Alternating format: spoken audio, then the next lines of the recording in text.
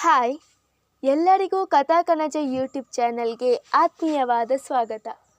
ಇವತ್ತು ನಾನು ಸರ್ವಮಂಗಳ ಮಾಂಗಲ್ಯ ಕಥೆಯ 33ನೇ ಎಪಿಸೋಡ್ನ ಜೊತೆ ನಿಮ್ಮ ಮುಂದೆ ಬಂದಿದ್ದೇನೆ.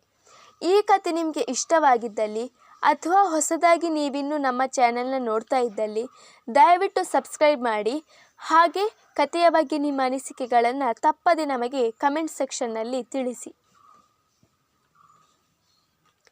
ತನ್ನನ್ನು ಇಕ್ಕಟ್ಟಿನ ಪರಿಸ್ಥಿತಿಗೆ ಸಿಲುಕಿಸಿ ನಗುತ್ತಾ ಮುಂದೆ ನಿಂತಿರುವವಳನ್ನು ಕಂಡೊಡನೆ ಅವನ ಕೋಪ ಭುಗಿಲೆದ್ದಿತು. ಅವಳ ಮುಂದೆ ಬಂದು ನಿಂತವನು, ಕೊನೆಗೂ ನೀನು ಅಂದ್ಕೊಂಡಿದ್ದನ್ನು ಸಾಧಿಸೇ ಬಿಟ್ಟೆ ಅಲ್ವಾ, ಈಗ ನೆಮ್ಮದಿನ?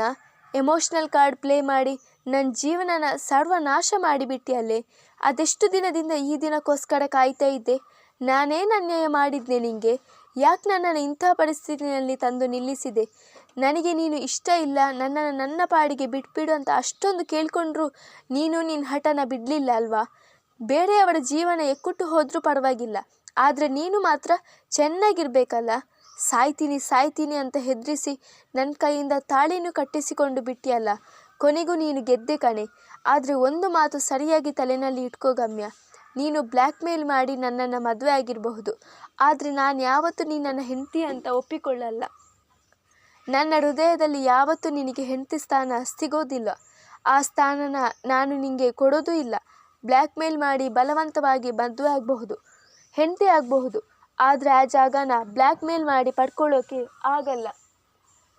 ಸಂಸಾರನ ಕೂಡ ಬ್ಲ್ಯಾಕ್ ಮೇಲ್ ಮಾಡಿನೋ ಅಥವಾ ಬಲವಂತ ಮಾಡಿನೋ ಮಾಡೋದಕ್ಕೆ ಆಗಲ್ಲ, ನೆನಪಿನಲ್ಲಿಟ್ಕೋ ಎಂದನು ರೋಷದಿಂದ. ನೀನೇನು ಬೇಕಾದರೂ ಹೇಳುತ್ತಾನ, ಒಟ್ಟಿನಲ್ಲಿ ನೀನು ನನ್ನವನು ಅಷ್ಟೇ. ನೀನು ನನಗೆ ಮಾತ್ರ ಸೇರಿದವನು. ನನಗೊತ್ತು ನಿನಗೆ ನನ್ನನ್ನು ಕೊಂದು ಹಾಕಿ ಬಿಡುವಷ್ಟು ಕೋಪ ಇದೆ ಅಂತ ಎಂದವಳು. ನೀನು ಯಾವತ್ತು ರೆಸ್ಟೋರೆಂಟ್ನಲ್ಲಿ ನನ್ನನ್ನು ಕಾಪಾಡಿ ನನ್ನ ಭವಿಷ್ಯನ ಹಾಳಾಗದೆ ಇರೋ ಥರ ಜೋಪಾನ ಮಾಡಿದ್ದು, ಅವತ್ತಿಂದನೇ ನಿನ್ನ ಮೇಲೆ ನನಗೆ ಪ್ರೀತಿ ಹುಟ್ಟಿತ್ತು. ದಿನ ಕಳೀತಾ ಆ ಪ್ರೀತಿ ಹೆಮ್ಮರವಾಗಿ ಬೆಳೀತು. ಎಲ್ಲಿ ನೀನು ನನ್ನಿಂದ ದೂರ ಆಗಿ ಬಿಡ್ತೀಯೋ ಅನ್ನೋ ಭಯದಿಂದ ನಾನೆಷ್ಟು ಕಂಪಿಸಿ ಹೋಗಿದ್ದೆ ಅನ್ನೋದರ ಅಂದಾಜು ನಿನಗಿಲ್ಲ. ಮನೇಲಿ ಡ್ಯಾಡ್ ನನಗೆ ಹುಡುಗನನ್ನು ಬೇಡಿ ನೋಡಿದ್ರು.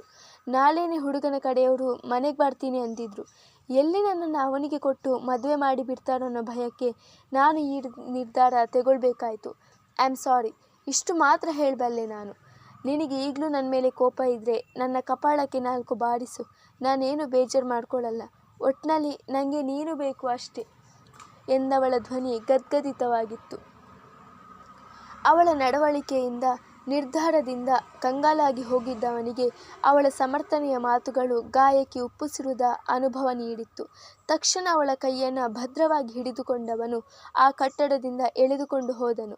ಅವನ ಉಡದ ಹಿಡಿತಕ್ಕೆ ಅವಳ ಮೃದುವಾದ ಕೈಗಳು ನಲುಗಿ ಹೋದವು. ಅವನು ಎಲ್ಲಿಗೆ ಕರೆದುಕೊಂಡು ಹೋಗುತ್ತಿದ್ದಾನೆ ಎಂದರಿಯದವಳು ನೋವಿನಿಂದಲೂ ಗಾಬರಿಯಿಂದಲೂ ಅವನ ಕೈಯಿಂದ ಬಿಡಿಸಿಕೊಳ್ಳಲು ನೋಡಿದಳು. ಆದರೆ ಅವನು ಮಾತ್ರ ಒಂದಿನಿತೂ ಕೂಡ ಕೈಯನ್ನು ಸಡಿಲಿಸಲಿಲ್ಲ. ತನವು ಕೈ ನೋಯ್ತಿದೆ, ಕೈ ಬಿಡು, ಅಟ್ಲೀಸ್ಟ್ ಎಲ್ಲಿಗೆ ಕರ್ಕೊಂಡು ಹೋಗ್ತಾ ಇದ್ದೀಯ ಅಂತನಾದರೂ ಹೇಳು ಎಂದಳು ನೋವಿನಿಂದ ಮುಖ ಕಿವಿಚುತ್ತಲೇ. ಆದರೆ ಅವನು ಮಾತ್ರ ನಿಶ್ಚಲ. ಅವಳನ್ನು ಕಟ್ಟಡದಿಂದ ಹೊರಗಡೆ ಕರೆದುಕೊಂಡು ಬಂದವನು ಬೈಕ್ ಹತ್ತುವಂತೆ ಸನ್ನೆ ಮಾಡಿದರೆ ಅನುಮಾನಿಸುತ್ತಲೇ ಬೈಕ್ ಏರಿದಳು ಗಮ್ಯ.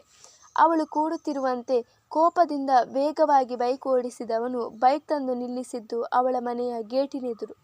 ತನ್ನ ಮನೆಯನ್ನೊಮ್ಮೆ ಗಂಭೀರವಾಗಿ ನೋಡಿದವಳು ಅವನತ್ತ ತಿರುಗಿ, ಇಲ್ಲಿಗೆ ಯಾಕೆ ಕರ್ಕೊಂಡು ಬಂದೆ ಎಂದು ಕೇಳಿದರೆ, ಇಳಿ ಅಂದೆ ಎಂದನು. ಕಬ್ಬಿಣದಷ್ಟು ಕಠೋರತನವಿತ್ತು ಅವನ ಮಾತಿನಲ್ಲಿ. ಮರು ಮಾತನಾಡದೆ ಬೈಕ್ನಿಂದ ಇಳಿದಳು. ಅವಳ ಕೈಯನ್ನು ಭದ್ರವಾಗಿ ಹಿಡಿದವನು ಮನೆ ಬಾಗಿಲಿನಲ್ಲಿ ಅವಳನ್ನು ಕರೆತಂದು ನಿಲ್ಲಿಸಿ ಮನೆಯ ಬೆಲ್ ಮಾಡಿದರೆ ಆತಂಕಗೊಂಡಳು ಗಮ್ಯ. ಬಂದು ಬಾಗಿಲು ತೆರೆದ ನೀಲಾರವರು ಅವಕ್ಕಾದರು. ಅವರು ಕೀಲಿಕೊಟ್ಟ ಗೊಂಬೆಯಂತೆ ನಿಂತಿರುವುದನ್ನು ಕಂಡು ಗಾಬರಿಗೊಂಡ ಮೇಘರವರು ಬಂದು ನೋಡಿದರೆ ಅವರಿಗೆಲ್ಲವೂ ಸ್ಪಷ್ಟವಾಗಿತ್ತು. ಗಮ್ಯಾಳ ಕೊರಳಲ್ಲಿ ತೂಗಾಡುತ್ತಿರುವ ತಾಳಿ, ಅವಳ ಪಕ್ಕ ನಿಂತಿರುವ ತನವ್ ಇಬ್ಬರನ್ನೂ ದೃಷ್ಟಿ ಬದಲಿಸಿ ನೋಡಿದರು. ಗಮ್ಯ, ಯಾರಮ್ಮ ಈ ಹುಡುಗ? ನಿನ್ನ ಕೊರಳಲ್ಲಿ ಈ ತಾಳಿ ಹೇಗೆ ಬಂತು? ಅದರುತ್ತಿರುವ ಧ್ವನಿಯಿಂದಲೇ ಕೇಳಿದರು ಮೇಘ. ನೀಲರವರಂತೂ ಮಾತು ಬಾಡದ ಮೂಗಿಯಂತೆ ಆಗಿದ್ದಾರೆ ಮಗಳನ್ನು ಕಂಡು. ಚಿಕ್ಕಮ್ಮ, ಇವನು ತನವಂತ, ನನ್ನ ಗಂಡ. ನಾವಿಬ್ರು ಇವತ್ತು ಮದುವೆ ಆದ್ವಿ ಎಂದಳು ದಿಟ್ಟತನದಿಂದ. ಅವಳ ಮಾತು ಕೇಳಿ ದಂಗಾಗಿ ಬಿಟ್ಟರು ನೀಲ ಹಾಗೂ ಮೇಘ. ಗಮ್ಯ, ಏನು ಹೇಳ್ತಾ ಇದ್ದೀಯ ನೀನು? ಮದುವೆ? ಗಂಡ? ಏನೇ ಇದೆಲ್ಲ? ನಾಳೆ ನಿನ್ನನ್ನು ನೋಡೋಕೆ ಗಂಡಿನ ಕಡೆಯವರು ಬರ್ತಾ ಇದ್ದಾರೆ. ಇಂಥ ಸಮಯದಲ್ಲಿ ಇದೇನು ಮಾಡಿಕೊಂಡೆ ನೀನು ಎಂದು ತಲೆಯ ಮೇಲೆ ಕೈ ಹೊತ್ತು ಅಳುತ್ತಾ ಕೇಳಿದರು ನೀಲ. ಅಷ್ಟರಲ್ಲಿ ಮೇಲ್ಮಹಡಿಯಲ್ಲಿದ್ದ ರಾಮ್ರವರು ಹೊರಗೆ ಬಂದರು. ನೀಲ, ಯಾರು ಬಂದಿದ್ದಾರೆ? ಬಾಗಿಲಲ್ಲಿ ನಿಂತು ಯಾಕೆ ಮಾತಾಡಿಸ್ತಾ ಇದ್ದೀರಾ? ಒಳಗೆ ಬರೋಕೆ ಹೇಳಿ ಎಂದವರಿಗೆ ಅಸಲಿಯತೆ ತಿಳಿದಿಲ್ಲ. ಗಂಡನತ್ತ ದೀನವಾಗಿ ನೋಡಿದರು ನೀಲ. ಅವರ ಮುಖಭಾವ ಕಂಡು ಬಾಗಿಲ ಬಳಿ ಬಂದವರಿಗೆ ಆಘಾತವಾಗಿತ್ತು. ಗಮ್ಯ, ಏನಮ್ಮ ಇದು ಎಂದು ಕೇಳಿದವರ ನೋಟ ಅವಳ ಪಕ್ಕದಲ್ಲಿ ನಿಂತಿದ್ದ ತನವ್ ಮೇಲೆ ಹೋಗಿತ್ತು. ಡ್ಯಾಡ್, ಇವನು ತನವಂತ, ನನ್ನ ಗಂಡ. ನಾವಿಬ್ಬರು ಪ್ರೀತಿಸ್ತಿದ್ವಿ. ಇವತ್ತು ಇಬ್ಬರು ಪರಸ್ಪರ ಒಪ್ಪಿಕೊಂಡು ಮದುವೆ ಮಾಡ್ಕೊಂಡ್ವಿ ಎಂದಳು ನೆಲ ನೋಡುತ್ತಾ. ತಂದೆಯನ್ನು ನೋಡುವ ಧೈರ್ಯವಿಲ್ಲ ಅಷ್ಟೇ. ಅವಳ ಬಾಯಿ ಮುಚ್ಚುವ ಮುನ್ನವೇ ಅವಳ ತುಟಿ ಸೀಳುವಂತೆ ಕೆನ್ನೆಗೆ ಬಾರಿಸಿದ್ದರು ರಾಮ್. ಆಯ ತಪ್ಪಿ ಬೀಳುತ್ತಿದ್ದವಳನ್ನು ಬಳಸಿ ಹಿಡಿದನು ತನವ್. ಸರ್, ನನ್ನ ಮಾತು ಸ್ವಲ್ಪ ಕೇಳಿ ಎಂದವನಿಗೆ ಏನೂ ಹೇಳದಂತೆ ಕೈ ಅಡ್ಡ ಹಿಡಿದು ತಡೆದವರು. ನಾನು ನನ್ನ ಮಗಳ ಹತ್ರ ಮಾತಾಡ್ತಾ ಇದ್ದೀನಿ. ಮೂರನೇ ಅವರು ತಲೆ ಹಾಕೋದು ನನಗಿಷ್ಟ ಆಗಲ್ಲ ಎಂದರು ತಲೆ ತಗ್ಗಿಸಿ ಸುಮ್ಮನಾದನು ತನವ್. ಇದಕ್ಕೇನಾ ಅವತ್ತು ಹುಡುಗನ ಫೋಟೋ ನೋಡು, ನಿನಗೊಂದು ಗಂಡು ನೋಡಿದ್ದೀನಿ ಅಂದಾಗ ಮದುವೆ ಬೇಡ ಅಂತ ಹೇಳಿ ತಪ್ಪಿಸಿಕೊಂಡಿದ್ದು ಇದೇ ಕಾರಣಕ್ಕ? ನಿನ್ನನ್ನು ಇಷ್ಟು ದಿನ ಪ್ರೀತಿಯಿಂದ ಸಾಕಿ ಸಲಹಿದ್ದಕ್ಕೆ ಒಳ್ಳೆ ಬಹುಮಾನನೇ ಕೊಟ್ಟೆ. ರೆಕ್ಕೆ ಬಲಿತಿರೋ ಹಕ್ಕಿಗಳಲ್ವ ನೀವುಗಳು? ರೆಕ್ಕೆ ಪುಕ್ಕ ಬಂದಮೇಲೆ ತಂದೆ ತಾಯಿ ಯಾಕೆ ಬೇಕು ನಿಮಗೆ? ಎಲ್ಲರೂ ಇದ್ದು ಈ ರೀತಿ ಅನಾಥರ ಥರ ಓಡೋಗಿ ಮದುವೆ ಆಗೋ ಬದಲು, ಅಪ್ಪ ನಾನು ಒಬ್ಬನನ್ನು ಪ್ರೀತಿಸ್ತಾ ಇದ್ದೀನಿ, ಅವನನ್ನೇ ಮದುವೆ ಆಗ್ತೀನಿ ಅಂತ ಹೇಳ್ತಾ ಇರ್ತಿದ್ರೆ ನಾನೇ ಮುಂದೆ ನಿಂತು ಮದುವೆ ಮಾಡಿಸ್ತಾ ಇದ್ನಲ್ಲ ಎಂದವನ ನಾಭಿಯಾಳದಿಂದ ಹೊರಟ ದುಃಖವನ್ನು ಕಟ್ಟಾಜ್ಞೆ ಮಾಡಿ ತಡೆದವರು. ನೀನು ಯಾಕೆ ಹೀಗೆ ಮಾಡಿದೆ ಅಂತ ನಾನು ನಿನ್ನನ್ನು ಪ್ರಶ್ನೆ ಮಾಡಲ್ಲ. ಆದರೆ ಇವತ್ತಿಗೆ ನಿನ್ನ ಸಂಬಂಧ ಮುಗಿದು ಹೋಯಿತು. ಇನ್ಮುಂದೆ ಈ ಮನೆ ಬಾಗಿಲು ನಿನ್ನ ಪಾಲಿಗೆ ಶಾಶ್ವತವಾಗಿ ಮುಚ್ಚಿರುತ್ತೆ. ಈ ಮನೆಗಾಗಲಿ ಈ ಮನೆಯವರಿಗೆ ಆಗಲಿ ನಿನ್ನ ಜೊತೆ ಯಾವ ಸಂಬಂಧನೂ ಇರಲ್ಲ. ಮದುವೆ ಆಗಿದ್ದೀಯಾ, ನಿಂದಾಳಿನ ನೀನು ನೋಡ್ಕೋಬಹುದು ಎಂದರು ತನ್ನಗೆ, ಆದರೆ ಅಷ್ಟೇ ಕಟುವಾಗಿ. ಅವರ ಮಾತು ಕೇಳಿ ದಂಗಾದ ನೀಲಮೇಘ ಇಬ್ಬರು ಒಬ್ಬರ ಮುಖ ಒಬ್ಬರು ನೋಡಿಕೊಂಡರು. ರಾಮ್ ಎಂದು ಉಸಿರೆತ್ತಿದ ಪತ್ನಿಯತ್ತ ತೀಕ್ಷ್ಣ ನೋಟ ಬೀರಿದವರು, ಈ ವಿಷಯದಲ್ಲಿ ನಾನು ಯಾರ ಮಾತನ್ನು ಕೂಡ ಕೇಳೋದಿಲ್ಲ ಎಂದರು. ಡ್ಯಾಡ್ ಪ್ಲೀಸ್, ಹಾಗೆಲ್ಲ ಹೇಳಬೇಡಿ ಎಂದವಳು ತಂದೆಯ ಮಾತು ಕೇಳಿ ಕುಸಿದು ಹೋಗಿದ್ದಳು. ಡ್ಯಾಡ್, ಯಾರು ನಿನ್ನ ಡ್ಯಾಡ್? ಅವನು ಯಾವತ್ತೋ ಸತ್ತೋಗಿದ್ದಾನೆ ಎಂದರು ನಿಷ್ಠುರವಾಗಿ ರಾಮ್. ಕಂಬನಿಗರಿದಳು ಗಮ್ಯ. ಮನೆಯಲ್ಲಿ ನಡೆಯುತ್ತಿದ್ದ ಎಲ್ಲ ದೃಶ್ಯವನ್ನು ಕಣ್ಣಲ್ಲೇ ಸೆರೆ ಹಿಡಿಯುತ್ತಾ ಸ್ತಂಭಕಂಬದಂತೆ ನಿಂತಿದ್ದಳು ಧಾರಿಣಿ. ಸರ್ ಪ್ಲೀಸ್ ಸರ್, ಒಂದ್ಸಲ ನನ್ನ ಮಾತು ಎಂದವನ ಮುಗಿಯುವ ಮುನ್ನವೇ ಅವನ ಕಪಾಳಕ್ಕೆ ಬಾರಿಸಿದರು ರಾಮ್. ಮಗಳ ಮೇಲಿನ ಸಿಟ್ಟೆಲ್ಲ ಅವನ ಮೇಲೆ ತಿರುಗಿ ಬಿದ್ದಿತು. ಜಸ್ಟ್ ಶಟ್ ಅಪ್, ನಿನ್ನ ಹೆಂಡ್ತಿನ ಕಟ್ಕೊಂಡು ಇಲ್ಲಿಂದ ಹೋಗ್ತಾ ಇರು ಎಂದರು ಕಣ್ಣಲ್ಲೇ ಕೆಂಡ ಉಗುಳುತ್ತಾ. ತಂದೆಯ ಈ ನಡೆಯಿಂದ ಕುಪಿತಗೊಂಡಳು ಗಮ್ಯ. ಡ್ಯಾಡ್, ನಾನು ತಪ್ಪು ಮಾಡಿರಬಹುದು. ಒಬ್ಬ ತಂದೆಯಾಗಿ ನನ್ನ ಮೇಲೆ ಕೈ ಮಾಡೋ ಸಂಪೂರ್ಣ ಅಧಿಕಾರ ನಿಮಗಿದೆ. ಆದರೆ ನನ್ನ ಗಂಡನ ಮೇಲೆ ಕೈ ಮಾಡೋ ಯಾವ ಅಧಿಕಾರನೂ ನಿಮಗಿಲ್ಲ. ನನ್ನ ಗಂಡನ ಮೇಲೆ ಇನ್ನೊಂದು ಏಟು ಬಿದ್ದರೂ ನಾನು ಸುಮ್ಮನಿರಲ್ಲ ಎಂದಳು ತೋರುಬೆರಳು ತೋರಿಸಿ. ಮಗಳ ನಡೆ ಕಂಡು ಇನ್ನಷ್ಟು ಕುಪಿತರಾದರು ರಾಮ್. ಗಿನಿಯಂತೆ ಅವಳನ್ನು ಸಾಕಿದ್ದರು. ಆದರೆ ತಾನೇ ಸಾಕಿದ ಗಿನಿ ಇಂದು ತನ್ನನ್ನೇ ಹದ್ದಾಗಿ ಬಂದು ಕುಕ್ಕುತ್ತಿದೆ. ತೊಲಗಾಚೆ ಎಂದವರು ಹಿಂದಿರುಗಿ ನೋಡದೆ ಹೊರಟು ಹೋದರೆ ತನವನ ಕೈ ಹಿಡಿದುಕೊಂಡವಳು ಮನೆ ಮಂದಿ ಎಲ್ಲರತ್ತಲೂ ಒಂದು ಉರಿನೋಟ ಬೀರಿ ಅಲ್ಲಿಂದ ಸರಿದು ಹೋದಳು. ಅವಳು ಹೋದ ನಂತರ ಅಲ್ಲೇ ಕುಸಿದು ಕೂತರು ನೀಲ. ತಕ್ಷಣ ಅವರನ್ನು ಹಿಡಿದು ಸಂಭಾಳಿಸಿದರು ಮೇಘ. ಈ ಎಲ್ಲ ದೃಶ್ಯವನ್ನು ನೋಡುತ್ತಿದ್ದ ಧಾರಿಣಿ ಮಾತ್ರ ಈಗಲೂ ಮೌನಿ. ಬೇಡದೇ ಇರುವ ವಿಷಯಕ್ಕೆ ಮೂಗು ತೂರಿಸುವ ಬುದ್ಧಿ ಅವಳಿಗಿಲ್ಲ. ಗಮ್ಯಾಳ ನಿರ್ಧಾರದಿಂದ ಒಂದು ಕಡೆ ಬೇಸರವಾದರೂ ಪ್ರಣವ್ ಹಾಗೂ ತನ್ನ ಜೀವನ ನೋಡಿಕೊಂಡಾಗ ಅವಳು ತೆಗೆದುಕೊಂಡ ನಿರ್ಧಾರ ಸರಿ ಎನಿಸಿತು ಅವಳಿಗೆ. ಮೌನವಾಗಿ ತನ್ನ ಕೋಣೆಯತ್ತ ಮುಖ ಮಾಡಿದಳು. ಐ ಆಮ್ ಸಾರಿ ತನವ್, ಡ್ಯಾಡ್ ನನ್ನ ಮೇಲಿರೋ ಕೋಪದಿಂದ ಹಾಗೆ ರಿಯಾಕ್ಟ್ ಮಾಡಿದ್ರು ಎಂದವಳ ಕೈಯನ್ನು ಕಿತ್ತೆಸೆದವನು. ಮಾತಾಡಬೇಡ ನೀನು, ಇದಕ್ಕೆಲ್ಲ ಮೇನ್ ರೀಸನ್ನೇ ನೀನು.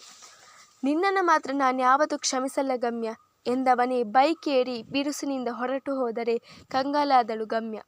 ಅತ್ತ ಕಡೆ ತವರು ಮನೆಯ ಬಾಗಿಲು ಮುಚ್ಚಿದೆ, ಈ ಕಡೆ ಗಂಡನ ಹೃದಯದ ಬಾಗಿಲು ಕೂಡ ಮುಚ್ಚಿದೆ. ನಡು ನೀರಲ್ಲಿ ಕೈ ಬಿಟ್ಟ ಹಾಗಾಗಿತ್ತು ಅವಳ ಪರಿಸ್ಥಿತಿ.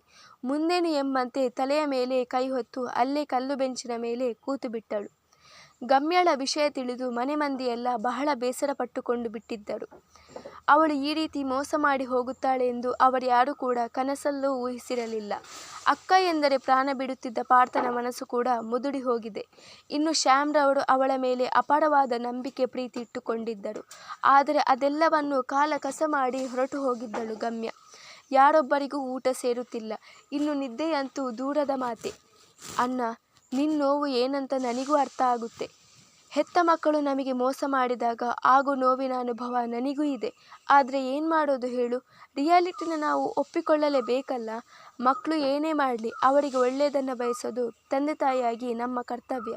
ಗಮ್ಯ ಎಲ್ಲೇ ಇರಲಿ, ಹೇಗೆ ಇರಲಿ, ಒಟ್ಟಿನಲ್ಲಿ ಖುಷಿಯಾಗಿರಲಿ ಎಂದು ಅಣ್ಣನನ್ನು ಸಮಾಧಾನಿಸಲು ಮುಂದಾದರು ಶ್ಯಾಮ್.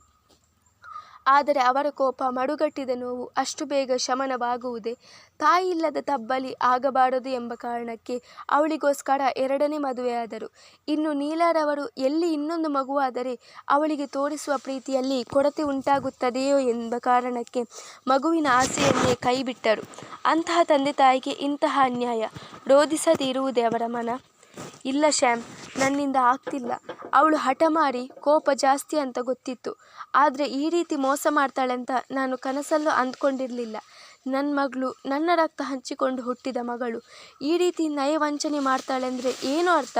ನಾನೇನೋ ಕಮ್ಮಿ ಮಾಡಿದ್ದೆ ಅವಳಿಗೆ? ಒಂದು ಮಾತು ನನ್ನ ಹತ್ರ ಹೇಳ್ತಾ ಇರ್ತಿದ್ರೆ ಖುಷಿ ಖುಷಿಯಿಂದ ಅವರಿಬ್ಬರಿಗೂ ಮುಂದೆ ನಿಂತು ಮದುವೆ ಮಾಡಿಸ್ತಾ ಇದ್ನಲ್ಲೋ ಎಂದು ಮುಖ ಮುಚ್ಚಿ ಅಳಲು ಆರಂಭಿಸಿದರು ರಾಮ್. ಬಾವ, ದಯವಿಟ್ಟು ಅಳಬೇಡಿ. ಒಂದ್ಸಲ ಅಕ್ಕನನ್ನು ನೋಡಿ. ಗಮ್ಯ ಹೋದಾಗಿನಿಂದ ಒಂದು ಹನಿ ನೀರು ಕೂಡ ಮುಟ್ಟಿಲ್ಲ. ಅವರು ರೂಮಿಂದ ಆಚೆನೇ ಬಂದಿಲ್ಲ. ನಿಮ್ಮೊಬ್ಬರ ಬಗ್ಗೆನೇ ಯೋಚನೆ ಮಾಡಬೇಡಿ, ಅವಳ ಬಗ್ಗೆನೂ ಸ್ವಲ್ಪ ಯೋಚನೆ ಮಾಡಿ ಎಂದರು ಮೇಘ. ತನಗಾಗಿ, ತನ್ನ ಮಗುವಿಗಾಗಿ ಎಲ್ಲವನ್ನು ತ್ಯಾಗ ಮಾಡಿದ ಮಡದಿಯ ನೆನಪಾದಾಗ ತನ್ನನ್ನು ತಾನು ಸಾವಡಿಸಿಕೊಂಡರು ರಾಮ್. ವಾತಾವರಣ ತಿಳಿಯಾಗುತ್ತಿದ್ದ ಹಾಗೆ ಮೇಘರವರು ಮನೆಯವರ ಮನಸ್ಥಿತಿಯನ್ನು ತಹಬದಿಗೆ ತರಲು ನೋಡಿದರು. ಧಾರಿಣಿ, ಊಟ ರೆಡಿಯಾಗಿದ್ಯಮ್ಮ ಕೇಳಿದರು ಸೊಸೆಯ ಬಳಿ. ಹಾಂ ಅತ್ತೆ, ಮಧ್ಯಾಹ್ನ ಮಾಡಿದ್ದು ಹಾಗೇ ಇದೆ ಎಂದಳು. ಎಲ್ರಿಗೂ ಊಟಕ್ಕೆ ತಯಾರು ಮಾಡು ಎಂದು ಆದೇಶವಿತ್ತರು. ನನಗೆ ಹಸಿವಿಲ್ಲ ಎಂದ ರಾಮ್ರವರು ಅಲ್ಲಿಂದ ತನ್ನ ಕೋಣೆಯತ್ತ ಮುಖ ಮಾಡಿದರೆ, ನನಗೂ ಹಸಿವಿಲ್ಲ ಅಮ್ಮ ಎಂದು ಸಿರಿ. ಪಾರ್ಥ ಕೂಡ ತನ್ನ ಕೋಣೆಯತ್ತ ನಡೆದನು. ಡಾಕ್ಟ್ರೆ, ನಿಮಗೆ? ಇಲ್ಲ, ನನಗೂ ಹಸಿವಿಲ್ಲ ಎಂದ ಶ್ಯಾಮ್ರವರು ಅಲ್ಲಿಂದ ಸರಿದು ಹೋದರೆ ಚಿಂತೆಗೀಡಾದರು ಮೇಘ. ಅತ್ತೆ, ಏನು ಯೋಚನೆ ಮಾಡಬೇಡಿ, ಒಂದೆರಡು ದಿನ, ಆಮೇಲೆ ಎಲ್ಲ ಸರಿ ಹೋಗುತ್ತೆ. ಇಷ್ಟಕ್ಕೂ ಗಮ್ಯ ಅವರು ಆ ಹುಡುಗನನ್ನು ಇಷ್ಟಪಟ್ಟಲ್ವ ಮದುವೆ ಆಗಿದ್ದು?